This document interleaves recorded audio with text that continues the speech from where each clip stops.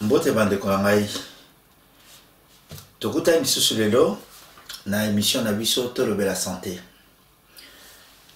Lelo na memeli bino lisolo ya ba maladie oyo ezwaka poumon na cancer ya poumon.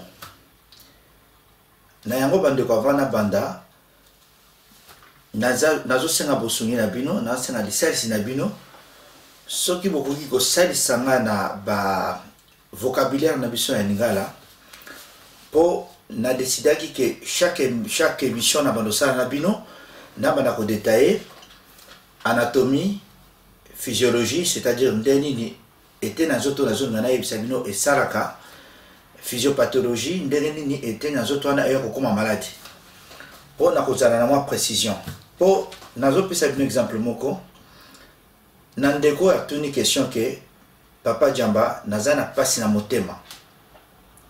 Sikoyo motema wana eza nini? Estomac eza motema. Et bongo poumon comme na onini na lingala. Bongo cœur eza na kati na biso to benga un peu motema. Bongo ba foie, bongo pancréas. Bongo ni ke eza mwa pasi mingi po na lingala ya onde. Ce vous avez ba synonyme to ba définition ya ba kombo wana nyoso boko komela ngai na commentaire et ko sunga biso pona kozala beaucoup plus précis na ba explication la biso. Lelo na memeli bino lisolo ya poumon. Il faut toyeba musala ya poumon nini. En gros, poumon musala na ngozali komemela biso oxygène na nzoto air tozopema. Donc c'est-à-dire que na inspiration musala na ope eza kubimisa gaz carbonique kaka na mouvement autozobenga respiration. Donc inspiration na expiration. Inspiration eza nini? Ezali air tozomela mopepe. Ya onde inspiration. Siko expiration eza air tozobimisa mopepe de expiration. En gros musala ya poumon ya wana. Mais il faut expliquer bien dentro mesani sikoyo anatomie, physiologie, ndenge makambo ezo salema. Bande konanga boyebi organo babengi poumon ezo banda na zolo. Mopepe ezo kota na zolo. Après mopepe wana ekoti na zolo, zolo eza na ba fonction mo ebele. Zolo fonction nango ezali ko filtrer mopepe wana. Donc ko humidifier mon pepana et puis ko réchauffer mon pepana ti na température à 37 et zokita. Si ko zolo musala nango ezali en même temps zolo ezali musala mingi na munoko nyonso kapo na poto koma na poumon zolo ezali musala nango et réchauffer et humidifier et filtrer ba salité nyonso et yakawana grâce ya mucus. Au moni ba mioyo wana to ba mucus tout au long de zolo ezo kitati na ba poumon. Rôle nango eza pona ko protéger poumon na ba microbe. Siko soki est rejeté bagage na ko expliquer bino ba salto wana emati air tozako pema tozako expirer. Siko soki to expirer ou eko na tube digestif ou bien to cracher yango ya onde ko ba cracha. Mais bande konanga toyeba rôle ya poumon na epsibino appareil respiratoire eza composé na zolo eza composé na munoko eza composé na obabengi pharynx sima ya gorge eza composé na larynx nde yango bombi ba corde vocale na biso et puis eza composé na alouette pomme d'Adam oyo ezo jouer rôle na respiration. Air tozo pema tozo mela soyi yango ezo kangama ke tout ça ba fausse route par exemple. Et puis ce qui nous soit nesili to kitina trachée siko eza kingo na sima kingo trachée wana bande konangai e kabwani na biteni mibale sikoyo poumon nazo bisa bino poumon eza neti e a partie mibale ya poumon gauche na poumon droit. Poumon droit ezali na biteni misato o babengi ba lobe. Lobe 1 2 na 3. Siko poumon gauche ezali na ba lobe mibale, lobe ya liboso na ya mibale. Mais pourquoi siko bokotuna ngai poumon ya gauche ezaka biteni mibale alors que poumon ya droit ezali misato? Poumon ya gauche ezali na biteni mibale po ebombi na kati nango cœur o to bengi motema. Motema evandi mingi katikati ya o babengi thorax na biso, mais epancha mingi côté à gauche. Wana ezali anatomie na physiologie ya poumon. Sikoyo bandeko nanga air poumon ekomi na trachée ekabwani sikoyo sikoyo ekomi na trachée ekabwani sikoyo na ba bronche. Ba bronche wana sikoyo nde batuyo ezokende pe yango pe ekabwani lisusu mike mike na ba bronchiole. Ba bronchiole wana sikoyo ekabwani lisusu na basaka mike o babengi alvéole. Place wana bandeko nanga nde sikoyo échange gazeux ezosalama entre oxygène o tozopema na air ambiant ti ekomaka ti na suka ya oxygène et ti suka mpepane ekomaka ti na suka ya ba branche ya mike o babengi alvéole. Siko na niveau ya alvéole wana ba capillaire ya mike pe eza mike ba misisa mike bamona nka na microscope. Place wana nde masolo esalamaka. C'est-à-dire que échange gazeux entre oxygène automeli na gaz carbonique oyo nzoto ezobimisa na système na biso respiratoire. On a vu si bino ko inspirer comme un pépé, ko expirer ko bimisa mon pépé, et tozo mela mon pépé de konanga to mela 4 litres mon pépé, 5 litres makila na minute nyoso et ça la marana nzoto na biso. Donc échange gazeux wana de na scientifiquement ba benga kango hématose. Na wana pona ba to baza ba étudiant ba voilà. Hématose nde échange gazeux et ça la makana entre oxygène na gaz carbonique nde babenga hématose. Siko bandeko air ekomi makila wana et c'est chargé na oxygène. Siko donc dioxyde de carbone de babenga oxygène, air siko makila wana salami. Sikoyo makila ezi oxygène. Sikoyo oxygène et c'est fixé na globule rouge.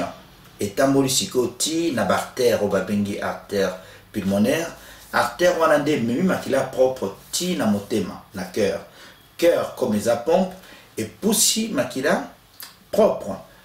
Ils ont oxygène na circulation, il y a organe na biso nyonso nzoto et ainsi de suite.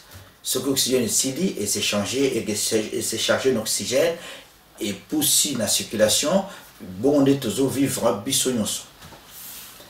C'est que le globule rouge, il y a un na ibsibino, oxygène est se fixé dans le globule rouge et tant ici makila na cœur et poussé makila la circulation pour nourrir l'organe sans autre. C'est que na ibsibino comme on a hématose, hématose comme scientifique. Poumon bandeko nangai ezali muscle te. Po poumon epema ezana besoin ya muscle ya ba côte o babengaka muscle intercostaux. Siko muscle moko pe o ezali très important na poumon babengaka diaphragme. Eza muscle ezana sena bisawa. Ya onde erto. Tozo mela mpepe ya onde ematisaka ba poumon po ekoka kozo mpepe nyoso wana. Siko ko bimisa gaz eza mouvement moko passif, eza effort te. Mais kopema nde na ibisino eza réflexion naturelle mais mutupe oko changer kopema nango devant émotion devant effort okopema mingi mais normalement kopema eza forte ya nde konanga kopema normalement ya bien eza na zone soko bando pema na munoko soko kopema na zone te eza passager soko za na rhume par exemple mais oko za la hernie sauter kopema na munoko po kopema normal eza na zone. Bon, wana ezalaki physiopathologie na banako expliquer bino pona koyebande na kopema ba sécrétion aux stérile de la respiration. Siko bandeko na ngai maladie nini ezwaka poumon. Ba maladie ezwaka poumon eza ebele, mais awa na kotangela bino ka ba maladie oyo eza courant o to monaka mingi neti maladie oyo bato bazosala allergie. Allergie, définition d'angozali, c'est une réaction anormale inadaptée, exagérée et excessive du système immunitaire de l'organisme, consécutive à un contact avec une substance étrangère au babengi allergène. Donc, maladie à poumon mingi zoaka allergie. Siko suka ya allergie ezali ya liboso au babengi ezali asthme. Siko ba signe allergie mususu bandi konanga eza rhinite, zolo zo kuleyo, démangeaison, oza ko éternuer mingi. Wana nde signe ya liboso siko moni biloko ndenge wana okozala ozosala allergie ozoyeba te. Siko allergie balobi mingi na ba spécialiste bazoloba ke allergie eza mingi facteur de risque ezali génétique et environnementaux. Donc allergie bazoloba génétique pour la nini pour antécédent familial pe ezalaka okozala na terrain oyo ezali favorable na allergie, mais ce qu'on va dans l'environnement où les alliés qui sont fragiles, par exemple place vide les a pollués, l'environnement nous anda ku bozana ba animaux, ozana mutazo mais la cigarette pemeni éco déclenché au allergie. À part on a bande kotozana malade mususo babengi asthme. Asthme au départ est une maladie chronique. C'est une maladie génétique aussi, dont le déclenchement a des causes environnementales ou environnementales. Donc, cause mingi ya allergie ou babingi asthme, ezali environnement na yo, soza peme na balabala pa yo mnene, ba échappement ba voiture, environnement ezali peut-être pollution ou ba pollen, période ya pollen, environnement ezali place yo vandi. Nous sommes risque mingi pour l'asthme. Donc, asthme par définition, est une inflammation à la bronche. Nous expliquons bien tout à l'heure que poumon est constitué de trachée aux okitawana et aux kabolamo na bronche. La bronche, wana sikoyo na maladie de bengi asthme, la bronche est kovimba. Ce qui bronche vimbi, contraction et aux salama, aux okwakope mate, aux okane, aux okpe madisouté. Donc, la solution est comment pour le traitement symptomatique et comment le traitement préventif et comment on va bronchodilatateur, combo na kope saboité, traitement et comment et puis traitement monene à allergie ou asthme et comment désensibilisation. Donc on a donc ce que vous avez senti le signe soana. Au monde médecin traitant à diriger vers spécialiste. 10% de coupons à 10% de la population en France basa asthmatique. Donc les certains stimulants bon ozaka pona koluba ke contact allergie eza biloko mususu okozala osala allergie na biloko kolia ba mususu basala allergie na cacahuète ba mususu basala allergie na ba produits domestiques tozo sala ménage. Bamususu bazosala allergie na bagan, surtout bato ya domaine bazosala na bopito, bamususu ga ya latex et puis ça va allergie, ba préservatif mususu ya latex et puis ça va mususu allergie. Donc il y a des bien toujours comme yeba. Malili et puis ça va mususu allergie, tabac et puis ça va mususu allergie, surtout pollution atmosphérique. Si qu'on a le bino maladie aux poumons donc asthme on a liboso. Tozana maladie ami balé o ezozo ba poumon o ba bengi BPCO. BPCO ezani bande konamai. BPCO ezali bronchopneumopathie chronique obstructive. Donc c'est une maladie chronique et lentement progressive caractérisée par une diminution non complément réversible de débit aérien. Bon, voilà ezaka koloba mukisna mukuseboy que maladie o ba bengi BPCO. Boye ba ke BPCO ezozo bingi bateau ezo melalikaya. To bateau bazaki exposé na vie na bango professionnel na ba produits chimiques. Siko BPCO wana ezo kitisa calibre ya ba bronche. Siko moyen mo pepe ekota bien na ba poumon et commander n'expliquer bien bandeli. Ti na échange gazeux. Siko ba diamètre poumon ezo kita, ezo diminuer. Au lieu à la normale ezo kita muke siko yo BPCO na et à comment et à problème handicap pour tout le monde dans la principale cause il y a BPCO et tabagisme, cigarette. Si le tabagisme, il faut que le tabagisme est un chimboka. Toxique, non, c'est ce que tu as poumon et pour cannabis, période où on a évité ce besoin se rappeler, débat en France, entre autres, ministre, le cannabis et pour la santé. Mais les lois, comme on a que tabagisme ou cannabis ou bangi goudron nango est plus 4 fois plus agressif que la cigarette ou le tabac. Un fumeur qui poursuit son intoxication a une chance sur 2 d'avoir un BPCO à l'âge de 65 ans. Donc on dit que ce que vous avez dit, cancer mingi et se déclare qu'à partir de 60 ans.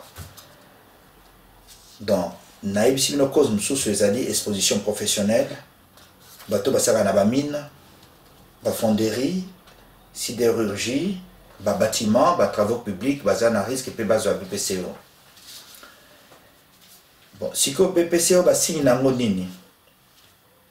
BPCO bandekonanga ezali na 4 signes. BPCO mususu ezali légère, donc essoufflement kaka ozoka pema wana léger. Deuxièmement, ezali au babengi modéré. Modéré, c'est-à-dire au comique au sala, sur le salimo est fort moukene tuzaka na 3e étage, au mati 3e étage, au qui penga ke pema, mutu mususu ka mati azai moins soufflé normal mais yo siko bando ka penga ke non pe mezo mata. Wana seconde au babengi modéré. Siko comme ka 3e signe sévère. Sévère, c'est-à-dire que au do mata 3e au banako lemba, mais na 1er étage kaka pe mes yeux ont sauté. Si koyo 4e signe à BPCO ezali très sévère. Kosukola et comme passi. Kolata kaka chemise boy polata et comme passi.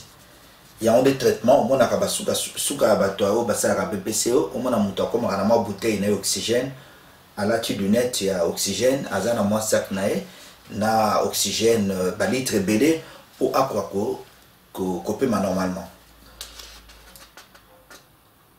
Bon, suivi et pas généraliste, médecin généraliste.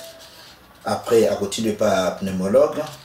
Après, au bandoza la peine à la séance à kiné pour pas quoi que ça va mucus ou ils ont gêné que ou quoi couper ma vient. Bon, bah bronchodilatateur pesali, traitement. Mais solution mingi na traitement, ce qui va déclarer au BPCO, il faut tika cigarette, il faut tika tabac. Bon, tous la maladie mususu bandeko na ngai kaka pona poumon o babengi bronchite chronique. Bronchite des inflammations ya bronche, kaka ba bronche na ebisibino que trachée eza séparé na 2 bronches ou ils ko alimenter ba poumon, ba bronche wana pe yango zokene na ba bronchiole wana zokene tina alvéole de échange zo sala mapo to ka oxygéner makila na biso. Siko yango ezali provoqué na bronchite chronique wana basi nango ezali tout kokosola na bakrasha. Soko kosoli na bakrasha pendant 3 mois, il faut que nous mona médecin na cause à la bronchite chronique. Bronchite chronique est cause à tout âge. Donc risque nango ezaka ke à force ya kokosola o ya kokoma na BPCO. Signe ezaka tout na kasha. Pour les mingi ba maladie etali poumon 80% et autres mingi bateau baza ko intoxiqué ba poumon na bango mingi na tabac. Il y a des irritations, il y a bronche par le tabac et ça entraîner inflammation. Inflammation on a ce qui n'est ba bronche ne vimbi des os la ke au sur la peau ba muqueuse protégée tout au long il y a ba zéro na ba bronche et ça irrité na la fumée ya likaya. Après tout ça, on a malade sous pneumonie. Pneumonie, c'est juste infection à poumon causée dans le plus souvent cas d'un virus ou bactérie. On appelle congestion pulmonaire. Donc pneumonie, c'est une infection ou germe côté to bactérie dans le poumon.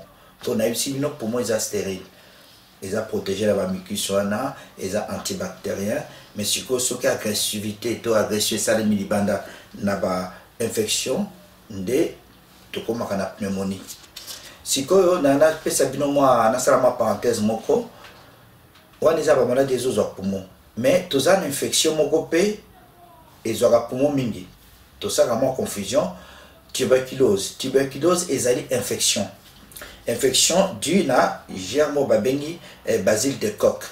Tuberculose eza malade ya poumon te, mais tuberculose evandaka pe na poumon.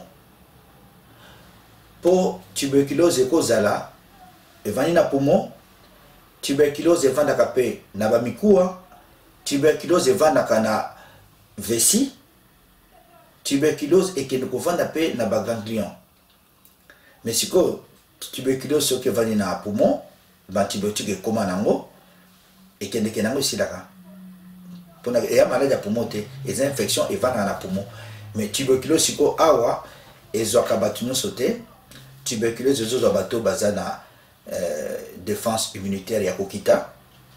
Tuberculose ezozwa bato baza na ba ndako insalubre, bato bazovanda na situation moko précaire.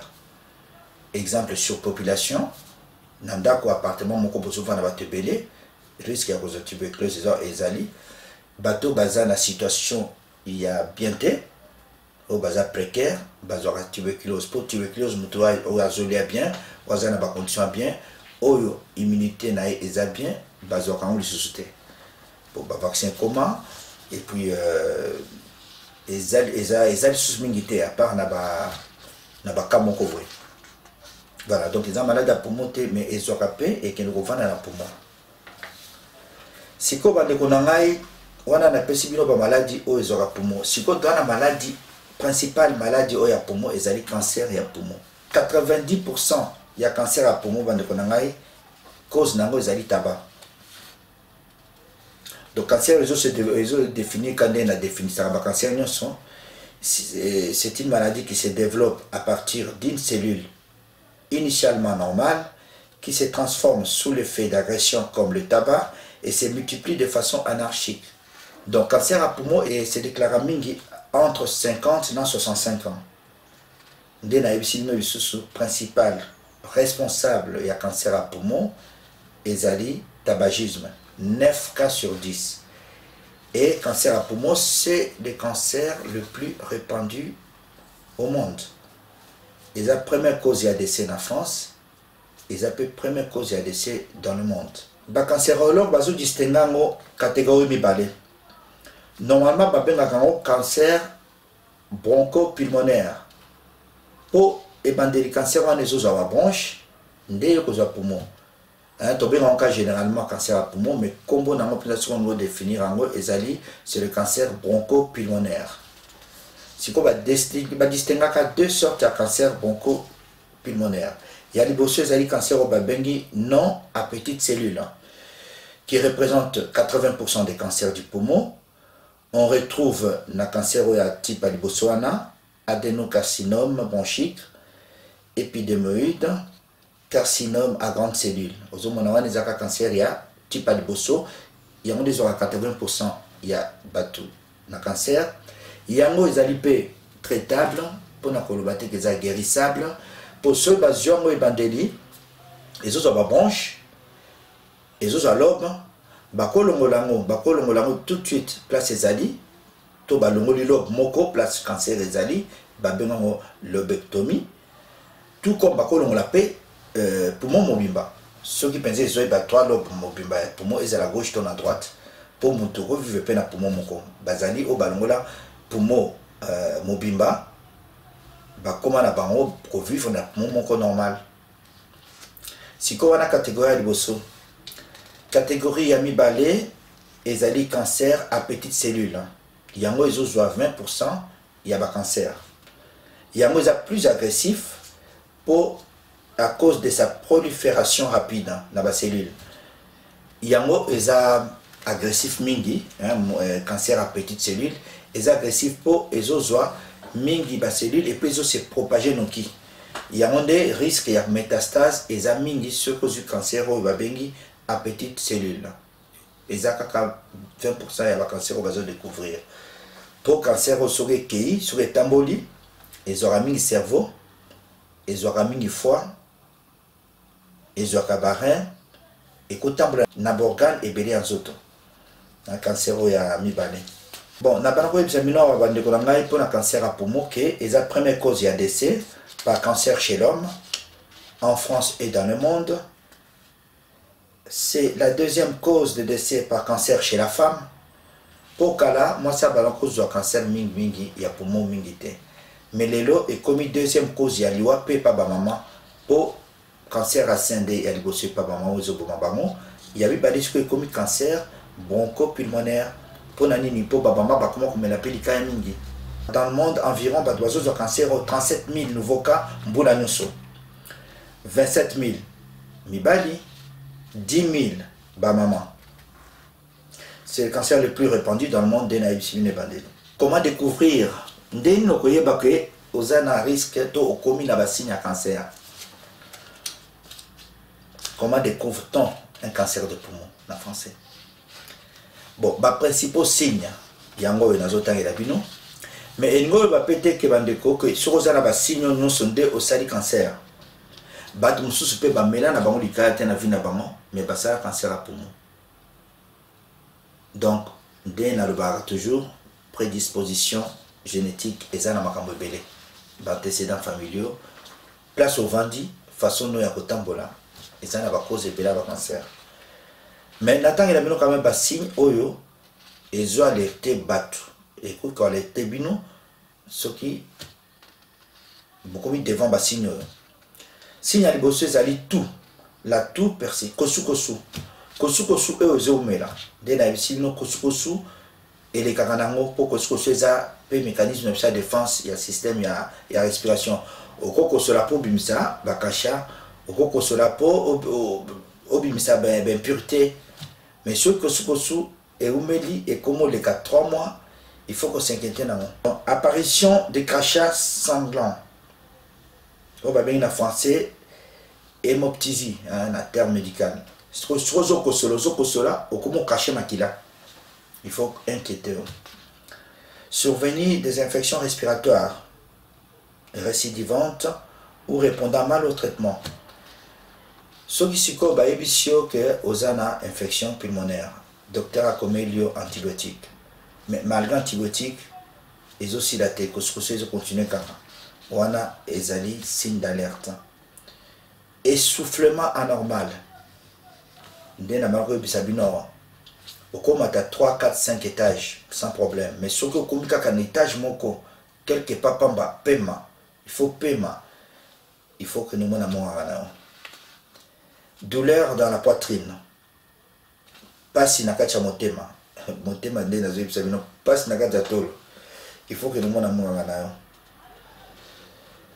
elle sous douleur inexpliquée na cou, na kingo, douleur sous na bras, douleur sous tina le boko. Il faut qu'on consulte. Modification et à voix. Na évité ce bore makaba ndonga batu sous so bazoloba. Ozo kapena que non, muto voix est normalité ou bien amaila kama mingi ou bien akosolaka. On ka voix échanger penza. Il faut consulter. Amaigrissement inexpliqué. Ceux qui ont demandé au Konda, au lieu canao normal, mais ils ont demandé au Konda. Et on se fatigue. Fatigue. Aux autres, ça la même forme que Karolembi. Nous sommes à raison, il y a qu'à consulter. Donc, il y a une altération de l'état général. Et on a difficulté à comer et loco. Difficulté à avaler loco. Mot de tête. De toute façon, dysfonctionnement, nous sommes la santé, nous sommes les signes le mieux est comme on a médecin traitant. Il y a un des laïcs et bandeli, les signes nous sont et nous le battez que vous avez un cancer à poumon. Donc, examen clinique et pas médecin, est nécessaire. Médecin secondaire à routine d'ailleurs, pour ça là, radio, pour ça là, endoscopie bronchique, pour ça là, étude de souffle, spirométrie. La prise de sang, donc il y a une importance toujours et toujours un médecin traitant. Quelles sont les causes? Il y a cancer bronchopulmonaire, donc cancer à poumon. Cause, il y a cancer 80 à 90% de tabagisme. Donc le risque de cancer est d'autant plus élevé ce qu'on a comme likaya jeune. Ce qu'on a comme likaya 15-20 ans, il y a pas qu'il a 60 ans au cours de développer cancer à poumon. Donc ce qu'on a jeune, ce qu'on a la cigarette pendant un certain temps, aux an risque. Risque monsieur Zali, tabagisme passif. Le fait de vivre à côté à Mutaméralikaya, 30% au cours développé, dans 30% au cours développé le cancer à poumon. Il y a un des, par exemple, comme Nakala, papa zome la cigarette dans la voiture, vite à Komata, famille Momanakati. Vous avez confirmé, bango, il y a un des babengi tabagisme passif. Nanda Kundere Moko, soit papa Méralikaya, Bima Nalikaya no Libanda. Que au vendi dans le salon par exemple bozo melalika bato bavandi bato wana bazo confirmer milingano ezokote la bon canet ti yo mutozo melape. Donc la conduite à tenir vraiment le comportement, il faut tout changer de l'organisation. Sont également cancérigènes pour la bronche, amiante. Donc on a zolo ba exposition professionnelle bato ba sala la amiante boyebi ba amiante ezali ba protection babana ko tchana ba mur que moto soge zui ezoa e kanga moto mais to découvrir na été ce boyi ba procès wana que amiante eza cancérigène ba cancer mingi ya plèvre donc ils aura peu poumon et ou ta amiante. Chrome ezali cancérigène, fer eza cancérigène, ba nickel eza cancérigène. On a parlé de Sabino, pays mususu, Javel.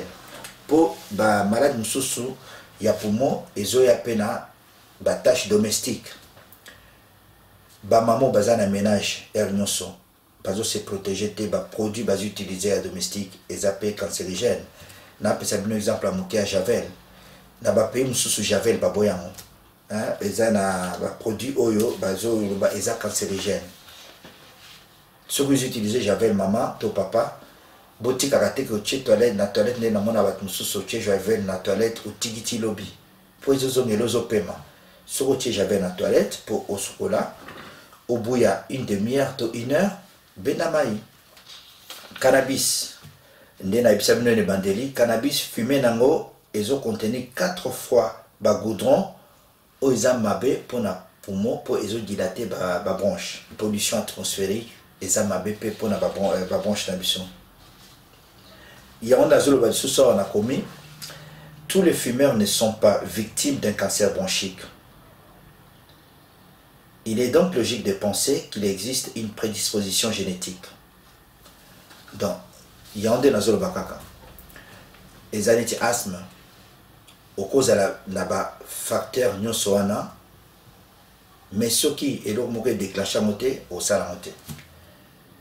Mutu azana asthme, soki azana pembe na ye mutu azomela likaya te, soki azana pembe ne mutu azana ba poil nyama te, ako développer asthme te. Mais prédisposition génétique ezana maladie nyonso to mona bande les bémission. Siko moyen nini ya koyeba ki oza maladie so omoni munganga ba diagnostic. Radiographie simple ya poumon. Ezola que ça déjà tâche. So ozana tâche na poumon. Et la premier signe au docteur non à quoi garder là pour toyeba pourquoi signe on est en poumon.